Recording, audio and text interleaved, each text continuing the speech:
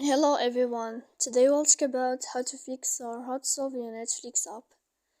To know how to fix or how to solve your Netflix, you should just go to settings.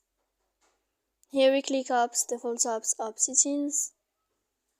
After that you'll enter to the window of Netflix.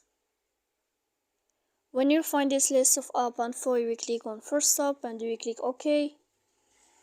Here we'll enter to the window of storage. After that we click clear cache. Don't click clear data because that can cause you errors on your app.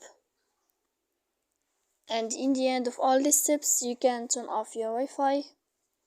You will wait a moment to turn on your Wi-Fi again to fix that problem you have. So please don't forget to support us by like and subscribe. See you next time in another video and thank you for your attention.